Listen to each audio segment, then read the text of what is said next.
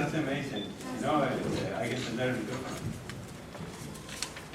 Bueno, el título de la charla, digamos, está abreviado, pero la idea era un poco contar cómo es, porque siempre relacionado con, yo tengo una revista de ciencia ficción desde hace muchos años y aparte he sido colaborador prácticamente de todas las revistas anteriores, que desde los años 80, antes hubo otras, pero... Y una de las cosas que yo siempre quise tener en mi revista, y ahora les cuento por qué, es un estímulo para los escritores. Y bueno, ahora en la red que ellos están planteando también el tema de estimular la creatividad del escritor y del artista también, porque son disciplinas mezcladas, pero que se pueden unir a través de estímulos. Entonces, existieron revistas, en habla hispana voy a hablar yo, pero obviamente en Estados Unidos mucho más, que no solamente publicaban cuentos, y hace mucho tiempo, porque por ejemplo, la revista Más Allá fue un caso concreto, la revista que tenía cuentos, novelas, pero además tenía artículos científicos y también tenía pequeñas frases, digamos, o pequeñas noticias de ciencia al pie, que contaban cosas que uno cuando la lee a veces produce una sonrisa, porque era un poco como hoy en internet. O sea, a veces se anuncian cosas que después nunca se producen. Ahí también había muchas cosas que eran muy especulativas y que nunca se... Pero para el que estaba leyendo, que era un lector de ciencia ficción, y que como lector de ciencia ficción después se termina la semillita y muchos terminan escribiendo. Eso era muy estimulador. Entonces, está el ejemplo de esta revista, Más Allá, que fue local en Argentina, que después los españoles la buscaban desesperadamente, pero bueno, no llegó, no tuvo una difusión muy importante. Y luego de eso, existió una revista, bueno, tuvo también una revista Nueva Dimensión, que tenía un poco menos de eso, tenía más bien el estudio de lo que se publicaba, bueno, pero había algunos artículos científicos, pero no le prestaban tanta atención. Pero después existió una revista en Estados Unidos, y que se hizo la versión castellana, que era Omni. La revista Omni, pero no Omni de plato volador, sino Omni, como omnidireccional. Bueno, era característica en ese sentido. Tenía artículos, algunos científicos, algunos pseudocientíficos, no sé por qué hablaban de algunas cosas que nunca, digamos, se comprobaron. Y, bueno, cuentos, por supuesto. Era famoso que publicar un cuento en Omni para el escritor era porque le pagaban mucha plata. Hacer una revista muy completa, con un montón de elementos, y darle una ojeada donde fuera, y leer alguna cosa cada tanto de una Omni, que era una revista muy gruesa, era muy estimulante para un escritor, pero también para el lector, porque el lector en los cuentos y en las novelas busca maravillas, y dentro de la divulgación científica se encuentra lo mismo, ¿no? Cuando uno lee las cosas que están ocurriendo, que se descubren, que todavía no se saben, pero que los científicos están investigando, hay mucha maravilla también.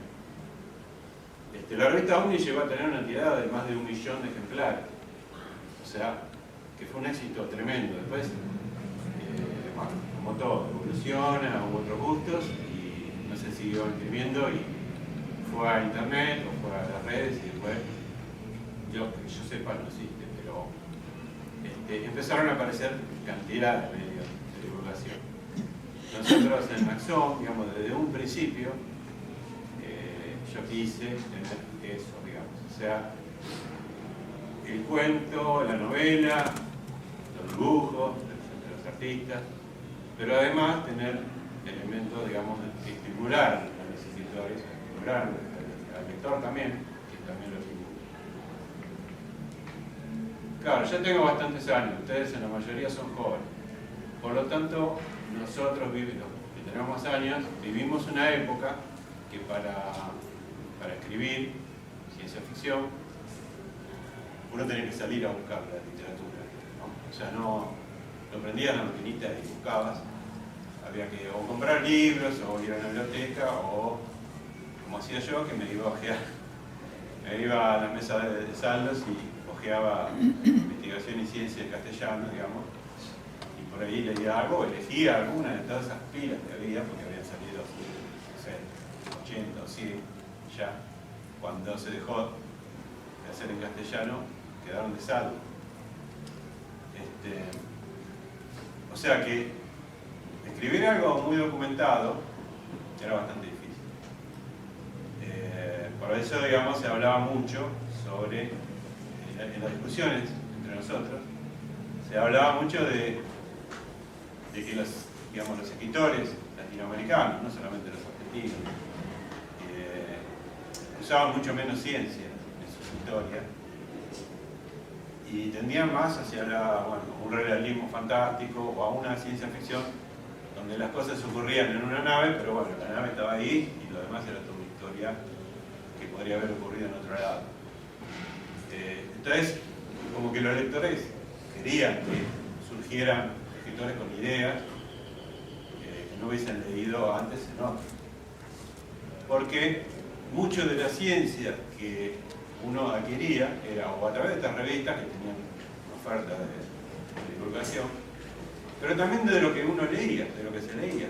O sea, lo que leía en cuentos, que escribía por ahí Asimov, por no valer que tenía una base científica mejor, o en otros cuentos de otros escritores, que también había unos cuantos que eran de la NASA o eran de tecnología. Y eso, digamos, iba formando parte del bagaje de conocimientos que uno manejaba para armar una historia. O sea que había llamémosle, como le puse yo el nombre, una transferencia de conocimientos. Eso era peligroso también, porque muchos escritores, como Philip Dick, no le importaba mucho la parte científica. Él lo usaba como ambientación. ¿Y qué pasaba? ¿Estaba mal eso? No, al contrario. A veces se embocaron más. O sea, todos estaban proyectando hacia el futuro lo que iba a pasar. El que más sabía proyectaba, como Asimov, una Univac, una máquina gigante, o multivac en el caso de él. O sea, existía la Univac que ocupaba 3/4 de esto, y entonces la multivac era un edificio de 40 pisos que necesitaba una central eléctrica propia, que era la máquina que llevaba las cuentas del gobierno y además para los científicos, que hoy sabemos que uno casi, no digo que una maquinita de estas sea para hacer los cálculos científicos más avanzados, pero también avanzó la ciencia y también los cálculos que se hacen son muy grandes. Pero las máquinas esas, uno se sorprende porque entra a un cuarto y no tiene nada que ver con un edificio completo. Y eso, digamos, lo hizo Asimov, que era un tipo que venía de la ciencia, y sin embargo, otros escritores como Sturgeon o como Philip Dick, que estaban más en el tema humano, en los conflictos humanos que se podrían dar en el futuro frente a la tecnología y frente a ese mundo que se imaginaba, no le importaba tanto. Por lo tanto, la describían muy así, muy en el aire, ¿no? O usaban algunas palabras difusas porque no sabían muy bien cómo era. Y la pegaban más. Hay muchas cosas, muchas historias, especialmente en Sturgeon, que era, digamos, que estaba más con el tema del deterioro humano, bueno, también lo invocó en eso, porque cuando todos estaban escribiendo, fíjense que la mayor producción de Estados Unidos, que le llaman la era dorada, era en los 50, cuando Estados Unidos, después de haber tirado bombas atómicas y digamos, demostrar su poder tecnológico, etcétera, etcétera. Después en el 57 los rusos le bajaron un poquitito el ánimo, pero digamos, ellos veían un futuro provisorio gracias a la tecnología. Por lo tanto se escribía muchas cosas de que ellos siempre era la Tierra la que iba a otros planetas, digamos, y solucionaba, se encontraba con un montón de problemas, pero después lo solucionaba gracias al ingenio de algunos. O sea, era todo muy positivo, también la sociedad, mientras que Dick escribía unas cosas deprimentes, con la droga, la destrucción, digamos, el tráfico de cosas, digamos. Bueno, que también lo invocó mejor que nosotros. Son cuestiones de la mente de los escritores, pero también, digamos, tiene que ver que los que se centraron en hacer extrapolaciones directas sobre, bueno, está pasando esto, va a pasar esto, y va a ser más, y así lo vamos multiplicando, no todos les acertaron también. Por ejemplo, con la exploración espacial.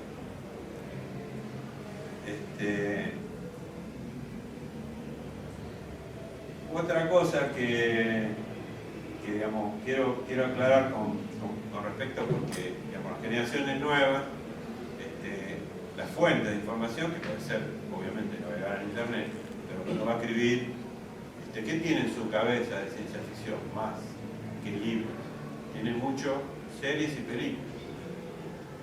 O sea, nosotros hoy tenemos nuestro tiempo de ocio mucho más ocupado en lo audiovisual que vemos que en sentarnos a leer un libro. Eso es real. Yo igual estoy con la computadora trabajando y la verdad que tengo el televisor prendido, pero leo. Algunos me preguntan qué está leyendo. Y yo todos los días me leo una novela, porque al leer tanto en internet, uno cuando saca la cuenta se leyó una novela, por lo menos, de 300 páginas. A mí me gusta mucho leer ciencia, divulgación y muchas otras cosas que tienen que ver, porque lo social también tiene que ver con las historias. Entonces hay que tener cuidado porque tanto en series como en cine hay muy pocos creadores que hacen esto, por ejemplo, que estaba mostrando,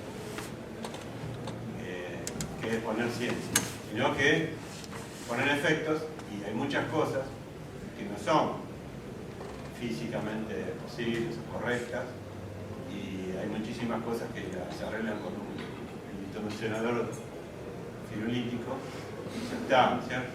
Bueno, que parece, porque por el entorno, digamos, parece como si fuera científico y uno se puede llegar a acostumbrar a eso, a esa forma de zafar, de decir, bueno, ¿cómo hace para, no sé, el tipo tiene que hacer una X cosa? Bueno, usó un aparato de tal tipo. Y muchos que leen ciencia ficción, que leen divulgación, saben que eso es una teoría de parte. Bueno, eso me lleva al tema, digamos, que la charla es orientar a escritores. Yo no sé cuántos escritores hay o tienen la intención de escribir. Acá hay uno, por lo menos, seguro. Que también escribe, por mucho. Hay unos cuantos, por eso. En el sentido de lo que yo como disciplina me tomé y cuál es el aprovechamiento de los artículos científicos que uno encuentra. O sea, ¿tiene sentido, por ejemplo, digamos, gastarse para hacer una película y hacer una imagen, gastarse no sé cuántas horas de superordenador? Porque eso está también así, porque lo hicieron en una universidad, tuvo acceso a una persona a la cual pidieron asesoramiento y salió esa imagen y después se asombraron los científicos cuando dijeron, bueno, qué bien que está hecha esta simulación y la verdad que debe ser así. Por ahí tiene sentido, pero nosotros no lo podemos hacer, digamos, no tenemos disponibilidad. Entonces, ¿cómo hacemos? Bueno, una mezcla entre lo que hacía Turgeon, que Turgeon, por ejemplo, en un momento, una persona amada, o sea, Turgeon era muy emocional, por lo tanto escribía cosas que tenían mucho cuestión humana, y se estaba muriendo su amada, y unos extraterrestres le ofrecían ayuda, entonces se prendía una luz azul,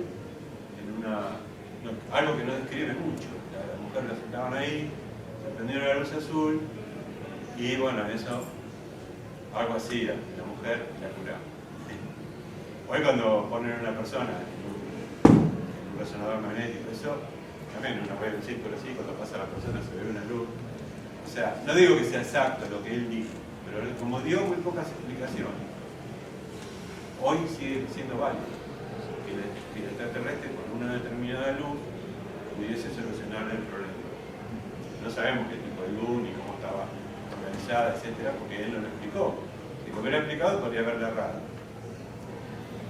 Entonces, mi propuesta o mi costumbre, digamos, es lo que A mí me pasaba cuando yo llegaba a esas mesas de sal, que era, no podía comprar todo. Y obviamente abría así, en la primera página estaba el índice, y que por suerte el índice venía con una parte abreviada. Y me leía todo eso. Y de ver, no, no, porque por ahí elegía ciertos artículos que realmente a mí me interesaban, porque no podía comprar todo. Si no, me llegaba, dame todo, obviamente no podía. Y eso, digamos, esa variedad de temas, porque ustedes saben cómo es investigación y ciencia, digamos, y muchas publicaciones de ciencia, no solamente van a estar escribiendo sobre las ciencias duras o las ciencias aplicables, hay muchísimos de temas que son interesantes por ahí para un patólogo, pero digamos, en esos subtítulos y en esos títulos surgen muchas ideas. Eso es una de las cosas que yo recomiendo, y es que no nos encajemos. Supongamos que tenemos que escribir algo como Interestelar. Está muy bien, ya esto es una acotación a lo hablado antes. O sea, en Interestelar está muy bien la imagen del agujero negro y algunas cosas, pero digamos, lo último es absolutamente teológico lo que pasa. O sea, hablaremos que el tipo esté mirando desde otra dimensión y viendo su casa y todo eso, es pura especulación. Por ahí es lo que más interés le da a la película, pero ninguna fórmula física, ningún desarrollo lleva a eso. En eso, digamos, la ciencia real, por ahí está, el paso más adelante que da el escritor para conmover, porque esa es la parte más conmovedora de la película, que el tipo pueda avisar algo que va a pasar.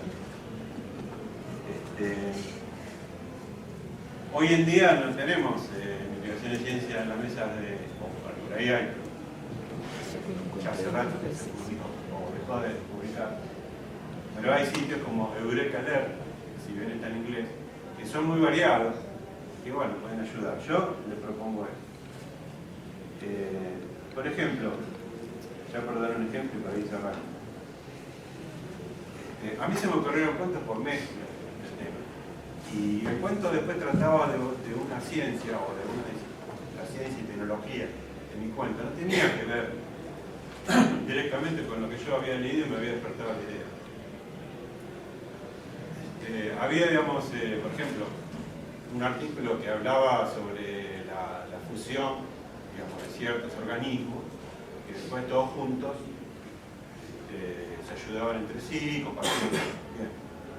Y ya a mí se me ocurrió una forma de vida que se iba armando por partes. Y eso era, ¿cómo era que esas partes se juntaban? Porque tenía que haber como una especie de polarización cruzada, no podía ser que hubiera todos unos huevos.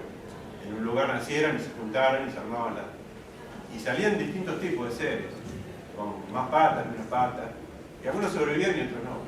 Eso era bueno para la evolución en ese lugar. Entonces ese asteroide o un planeta chiquito donde estaba tenía una situación meteorológica, no la expliqué mucho, yo me la imaginé como que el giro era muy rápido, pero puede ser que si le preguntamos a un meteorólogo me diga no, así no es, o geofísico, así no sería, pero había un viento constante muy fuerte. Y eso se me ocurrió porque yo fui un día a una playa con un extranjero que había venido, la llevé a ver una playa linda y bajamos en la playa Serena, pero justo ese día había un viento mortal. Y entonces el viento levantaba la arena y abajo había unos bichitos que son curculiónidos, que son lo que llamamos gorgojos, de 1 centímetro largo, que iban tratando de, no sé si de escaparse, de caminar o de volver a enterrarse, pero el viento les formaba como una V, como se forman cuando los aviones, digamos, pero cuando lo hacen en el lugar de prueba de los aviones que pasa a la velocidad del sonido, se forma una V, digamos que es una onda de choque, lo que sea. Bueno, se forman todas unas V. Eso me quedó en la mente.